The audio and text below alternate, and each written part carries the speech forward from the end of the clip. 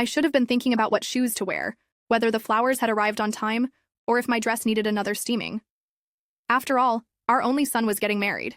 It was supposed to be one of the happiest weekends of our lives, of my life. But instead, I was staring at my phone, heart thudding so hard it echoed in my ears, reading a message I never expected to see in 1,000 lifetimes. I'll be leaving you after the wedding. Don't cause a scene. We'll talk later. That was it. No emotion, no explanation, just an abrupt, chilling sentence dropped into my lap like a ticking bomb. I blinked, rereading it 5, 6, 7 times, praying it was some cruel mistake. Maybe he sent it to the wrong person. Maybe it wasn't real, but it was. And just like that, my 32-year marriage shattered in the middle of what should have been a celebration. My name is Helen. I'm 58, a mother, a wife, was a wife, and until that text, I thought I was secure. I thought we were past the point of reckless midlife disasters. We'd built a home, raised a son, endured life's storms together. But apparently, all it took was a younger woman with false eyelashes and an Instagram filter for him to torch everything we had. It wasn't even the fact that he was leaving that gutted me. It was how, like I was disposable. Like the decades we spent meant nothing. Like I was nothing. I stood there in the dressing room of the bridal suite, surrounded by laughter and joy, while my insides were unraveling thread by thread. He waited until the morning of our son's wedding. The audacity. Who does that? I didn't reply. I couldn't. My fingers were numb, and every breath felt like swallowing glass. I glanced at myself in the mirror. There I was, draped in satin, hair pinned just right, makeup soft and elegant. On the outside, a proud mother beaming with joy. On the inside, a woman imploding. For the next several hours, I walked through the motions. Smiles, toasts, a proud mother-son dance. No one suspected a thing. And he? He was playing the charming father of the groom, laughing like a man who didn't just drop a bomb in my chest. I watched him from across the ballroom, his arm around me during photos, his lips whispering sweet nothings to someone on the other side of the room when he thought I wasn't looking. She was there. Of course she was. I recognized her from his office parties. I used to think she was just polite, maybe a little too eager. But now I saw her for what she really was, my replacement. Still, I didn't say a word. I swallowed my pain like poison and smiled for the camera. For our son, for our family. But deep inside, something was awakening. Not the part of me that wanted to beg or cry or plead. That part died the moment I read that message. No, something colder, sharper, more focused took its place. He thought he could use our son's wedding as a smokescreen, that I'd stay quiet for the sake of peace, that I'd crumble behind closed doors while he walked away clean. But I'm not the woman he thought I was, and I don't burn quietly. He had the gall to humiliate me in silence, so I decided I would wait, I would watch, and when the time was right, I'd return the favor, not with screaming or begging, but with precision, with truth, with justice. He would regret the day he thought I wouldn't fight back. In the days that followed the wedding, I played the part of the oblivious wife. I cooked, I cleaned, I asked about his day, but inside I was rotting from the weight of the truth. Every word he spoke tasted like ash. Every touch made my skin crawl, and every smile he gave me was just a mask hiding the smug satisfaction of a man who thought he had gotten away with betrayal. He never brought up the message again. Suppose he thought his warning was enough, that I'd quietly wait until he left me, no questions, no mess. He had a plan, and it was clear he'd been working on it for a while. The late nights at the office, the sudden interest in working out, the new cologne I didn't buy, it all made sense now. And so did the discreet phone calls in the bathroom and the random guys' trips that popped up every few months. But there was more. The first real clue came 2 days after the wedding. I'd gone into our shared office to grab the printer paper, and I noticed a folder on his desk titled Retirement Planning. I opened it, and what I found made my blood run cold. It wasn't just retirement planning. It was asset shifting. Accounts I didn't recognize, transfers into a private trust. There were even property records from another state, where he'd bought a condo in just his name.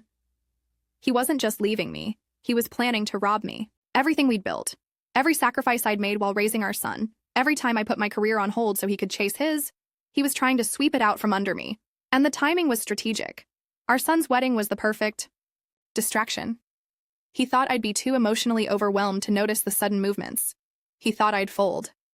What he didn't know is that I read every single page of those documents. 3 decades of being a stay-at-home mom had trained me to pay attention to detail, to sense when something was off. And this wasn't just infidelity. This was calculated financial betrayal. He had been planning to leave me penniless, while walking into the sunset with a woman who probably didn't even know how to boil an egg. The worst part? Legally, I was vulnerable. Most of our accounts were in his name. I trusted him, like a fool. I let him handle the finances while I took care of the home. I assumed we were a team, but he used that trust to build a trap around me. I cried. Of course I did. I cried until my stomach hurt, until I couldn't tell whether I was angry or broken or both. And then I realized, if I didn't act, I'd lose everything, not just the marriage. Not just the money. Me. He thought he was 2 steps ahead, that I'd go down easy, like some pathetic, abandoned housewife with no fight left in her. He was wrong. I started digging. Quietly. Carefully. And what I found only deepened the wound. Hidden. Emails to his attorney, plans for separation that dated back nearly a year, and multiple vacations he'd taken with her, all charged to a credit card I didn't even know existed. All while he smiled across the dinner table and told me he loved me. Every lie felt like a slap. But each one gave me more clarity. This wasn't just a betrayal, it was war. And if he wanted war, he picked the wrong woman. I wasn't going to confront him. Not yet. Not without a plan. I knew I only had one shot to take him down. If I moved too soon, he'd bury the evidence, spin the story, and leave me out in the cold. No, I had to be patient. Precise. He thought he was in control, but I was about to flip the entire game board.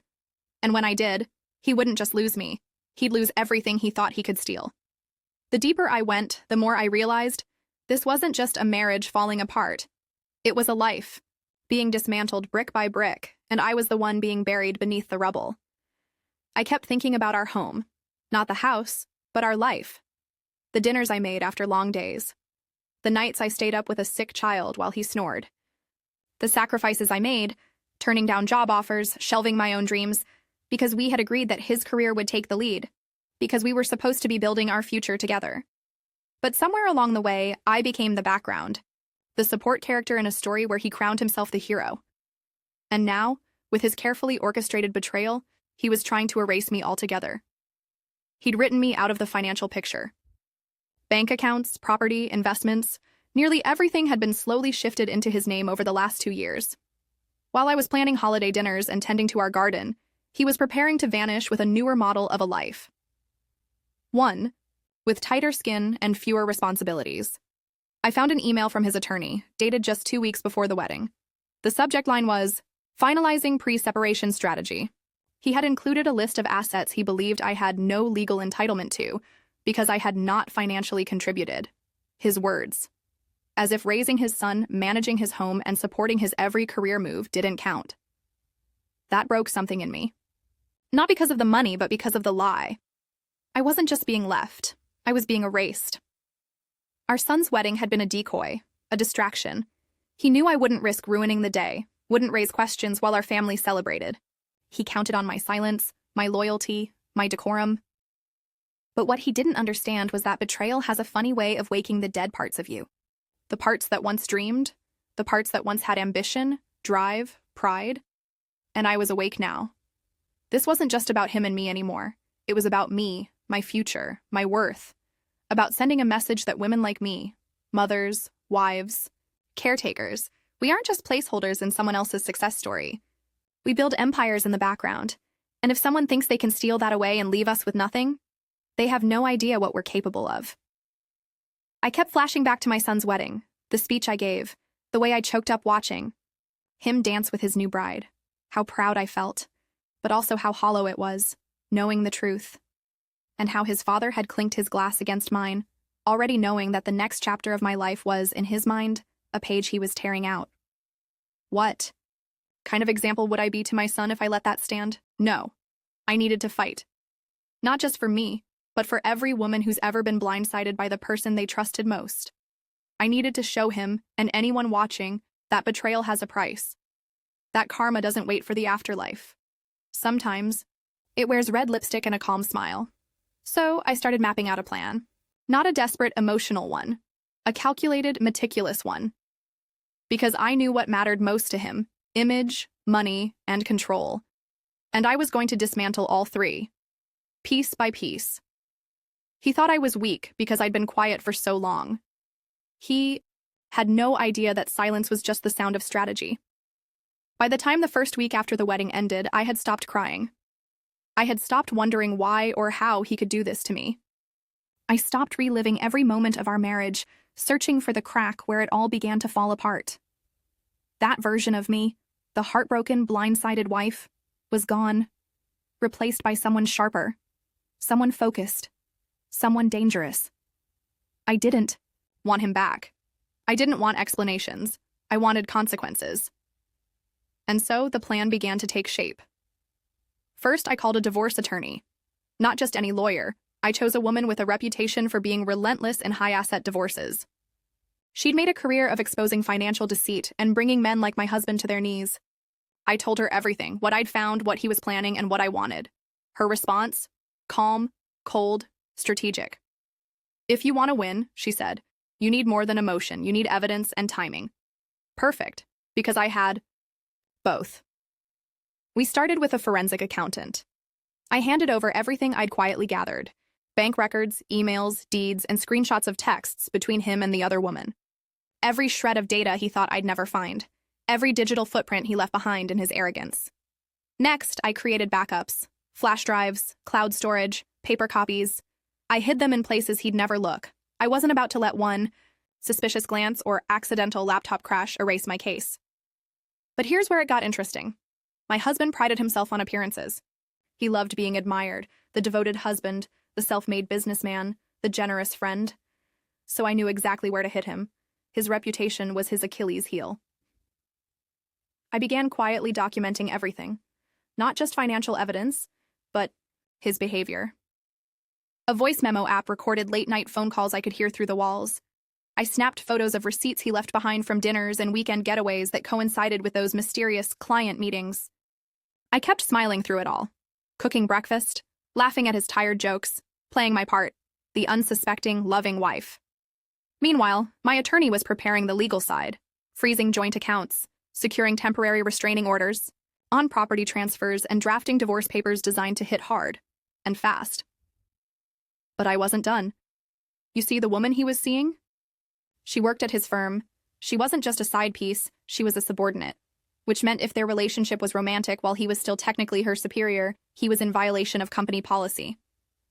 That was my next move. Using a burner email account and a fake name, I sent an anonymous tip to the company's HR department, with time-stamped photos and a concerned colleague letter outlining their inappropriate relationship. I didn't need to wait for the fallout to know it would hit him like a truck. His job was on the line. His marriage was crumbling, and he had no idea that the storm gathering was one I had conjured myself. But I wasn't doing this just to be petty. This wasn't about revenge for the sake of it. This was about justice. About showing him that I wouldn't be discarded, cheated, and stolen from without a fight. The plan wasn't about just destroying him. It was about reclaiming myself. My power, my dignity, my future, and I was going to take it all back. All I needed now was the right moment. And as fate would have it, that moment came sooner than I expected. It was surreal, really, living under the same roof as the man who thought he'd outsmarted me, unaware that every move he made brought him closer to the edge of a cliff he didn't even see coming. Every morning, he kissed my cheek goodbye like everything was normal. And every morning, I smiled back, thinking, soon. The plan was in motion now, and every step had to be precise. Step 1. Legal locks. Within 10 days of that text, my lawyer had filed a motion to prevent any further transfers of assets. We were able to temporarily freeze the accounts and properties still partially in my name. That stopped him cold from shifting anything else. He didn't even notice, yet. We made sure notifications were sent to our joint P.O. box, not the house. Step 2. Asset recovery.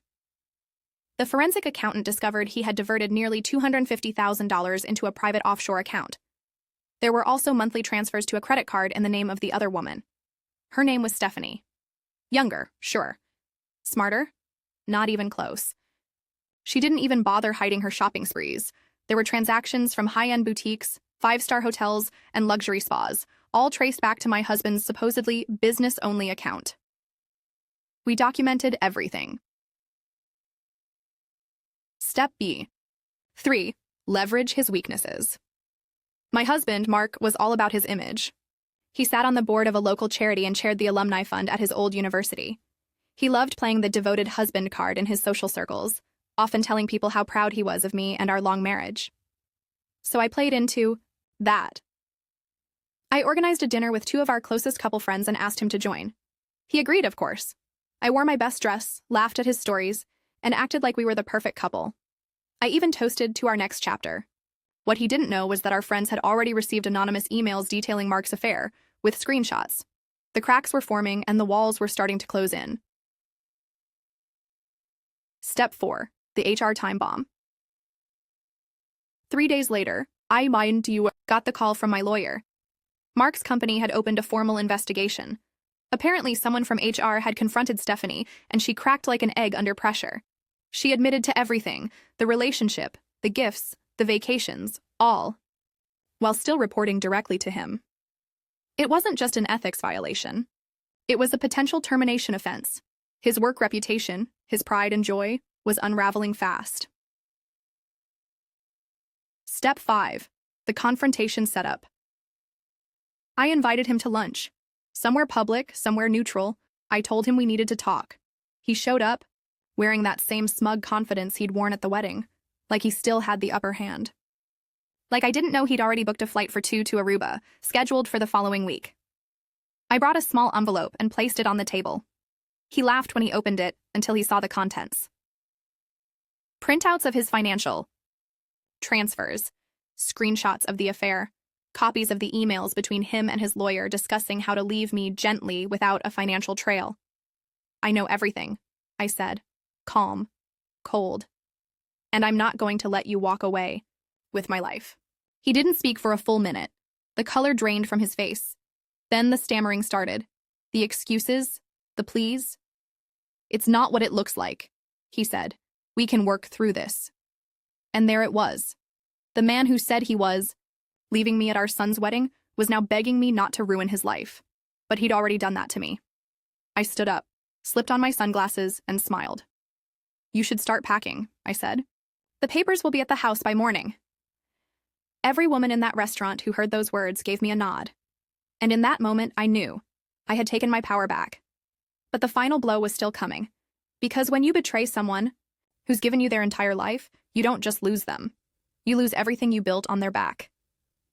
The official confrontation came 2 days later. I didn't plan it that way.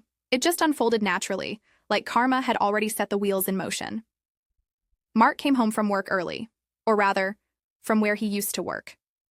He walked through the door, jacket wrinkled, tie loosened, and face pale. I didn't have to ask, I already knew. He'd been fired. Apparently, the company didn't take kindly to its vice president fraternizing with subordinates, especially when it exposed them to potential legal risk. HR had confirmed everything. Through their investigation, he'd violated policy, embarrassed the board, and shattered the clean image he worked years to build. In one meeting, it was all gone. They let him go, stripped him of his title, and escorted him out. He stood in our kitchen like a ghost, eyes darting everywhere except toward me. They didn't even give me a chance to explain, he muttered. Just tossed me out like garbage. I stared at him for a long, silent moment. He couldn't even see the irony. Now you know how it feels, I finally said. That's when the rage set in. He started shouting, blaming me, accusing me of ruining his life, that I had gone too far, that I was vindictive, petty, that he had loved me, and this was overkill. I didn't flinch. I let him yell. Let him unravel. Then I handed him the envelope. The official divorce papers, served with a clean bow. All legal, all airtight. The house was mine. The joint savings was frozen. His private accounts had been flagged. And the condo in the other state seized under marital asset investigation. He was stunned. He asked, "How did you do all this?" I smiled. "You made it easy. You left a trail. You underestimated me. And you forgot that the woman who held you up for 3 decades also knows exactly where all your weak spots are." He sat down at the kitchen table, shoulders slumped, broken. Not because he missed me, but because his plan had failed, because I didn't fall apart, because he thought he'd win. Stephanie? She ghosted him the second his termination made the office gossip rounds. Without the title, the paycheck, and the promise of luxury, she evaporated into thin air. And just like that, the fantasy he traded our life for collapsed into nothing. As for me, I didn't just survive, I thrived. I found a part-time consulting gig using skills I hadn't touched in years.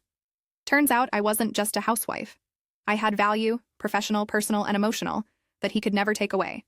I reconnected with old friends, even started traveling. Paris, Barcelona, Sedona. I danced in moonlight, laughed until my ribs ached, and slept without the weight of lies crushing my chest. And my son? He found out everything after the divorce was final. I didn't want to burden him with it during his honeymoon or ruin his memory of his wedding, but when he came home, I told him the truth. He hugged me. He thanked me. And then he told me he was proud. Proud that I didn't let myself be erased. Proud that I stood up for myself, even when it would have been easier to stay quiet. Proud that I taught him what self-respect looks like. Mark, on the other hand, ended up in a small apartment, licking his wounds. Rumor has it he's trying to start a consulting firm, but his reputation is shot, and no one's lining up to support a man who built his empire on lies and betrayal. Funny how life works, isn't it? He said he was leaving me at our son's wedding, expecting silence. But when the reckoning came, he was the one begging. And me? I walked away with my dignity intact, my future in my hands, and not a single regret. Because sometimes karma doesn't come with lightning and thunder. Sometimes it wears heels, carries a folder of evidence, and walks out of the fire stronger than ever.